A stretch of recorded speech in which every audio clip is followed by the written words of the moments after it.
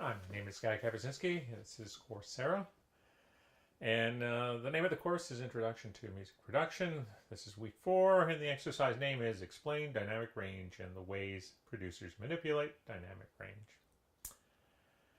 All right, so let's start with dynamic range. And dynamic range really is the difference between the minimum amount that we can hear and I guess the arbitrary level that we're saying is the point where it becomes painful to listen, which we're saying is 120 to 140 decibels.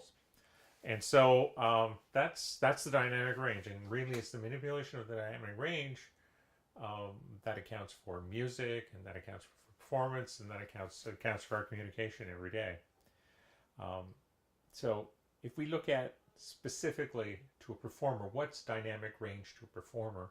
It really revolves around the loudness that performer has in a vocal singing example, the loudness between in the different parts of his presentation, from lower, higher, medium, and how he controls that, and how the producer can control that as it comes out on the recording. The other aspect too relates to, as you increase the sound, it doesn't. It changes the intensity. As you increase the volume that a singer sings, it changes the intensity of the performance, which has an effect on the brightness and the other aspects. Technically, with regards to a dynamic range, we control it from a standpoint of, on instruments, the sound has got to be loud enough that you can hear it above the noise floor, where you hear noise coming off the recording, off the microphones or whatever, and not so loud that you're getting distortion, you're getting clipping from those aspects. So technically we use compressors to push the sound together, expanders to take sound and make it louder or softer, noise gates, which basically get rid of noise below a certain level, and limiters, which kind of limit how much is going out. Artistically, we have used some of these plugins, especially from the old analog world, where think of the guitar example. On a guitar, you're playing with the distortion that was coming off some of those analog amplifiers, and we try and mimic that in the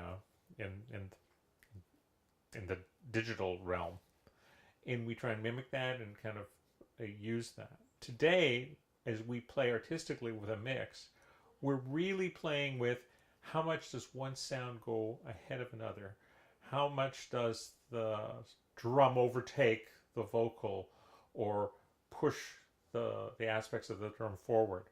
And it's those aspects that we play with on this environment.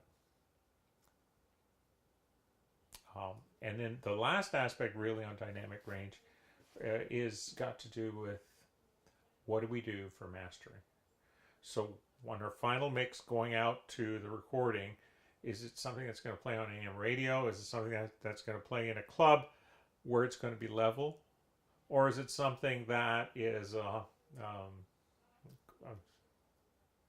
concert that the client is going to listen to very critically on very high-end equipment, and now we want to make sure that the dynamic range that exists in the concert hall is mimicked in the recording. Well, that's the end of week 4, and we'll see you shortly. Bye-bye.